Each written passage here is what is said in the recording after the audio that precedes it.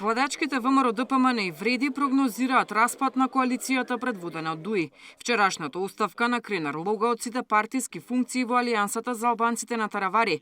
Двете партии сметаат дека е прв чекор кон ситнење на поддршката за коалицијата на Ахмети. И ВМРО ДПМН и Вреди не кријат дека течат преговори со опозициски пратеници за зголемување на мнозинството во собранието. Оставката на поранешниот министер господинот Кренар Лога му посакуваме се најдобро и во животот и во кариерата, меѓутоа со оваа оставка, ова е еден чекор на кон тоа партиите кои што се во коалиција со ДУИ во така наречената Национална алијанса за интеграција, дека полека но сигурно се делат и се распаѓаат. А во однос на зголемување на мнозинството во парламентот, не исклучуваме зголемување на бројот на пратеници.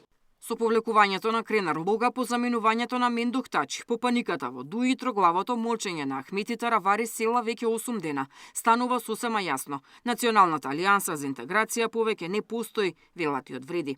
Падот на е најголемиот доказ дека 20 годишната кула на измама се урива камен по камен. Албанскиот народ повеќе не прифаќа игри. Тие повеќе не прифаќаат етикети, навреди и закани. Албанците на нивниот референдум го запечатија конечното ослободување. Влен повторува: ние сме тука, силни, обединети и со целосен легитимитет. Тие ја напуштаат сцената, ние влегуваме во ерата на одговорност, стои во соопштението на Вреди. Од ДУИ пак негираат криза во нивната коалиција, без да ја коментираат оставката на Лога. Од партијата тврдат дека не очекуваат да им се намали бројот на пратеници. Колку и да се потрудат, нема да можат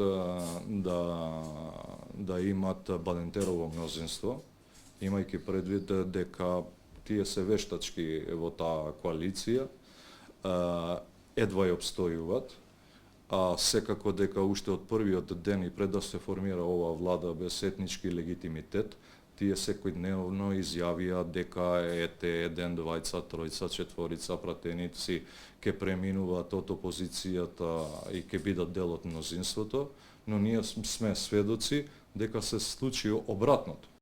По изборните резултати, ДУИ во следниот месец се подготвува и за партискиот конгрес, на кој не исклучуваат можност за промени во партиските структури. Реформирање најавува и опозицијската СДСМ, каде промените на највисоките партиски функции веќе стартуваа. Со оставката на Ана Чупевски и поставувањето на Александар Трајановски за нов потпредседател. Во следниот период партијата ќе го одржи конгресот, на кој ќе се анализираат изборните резултати. Диспина Тодоровска, Сител телевизија.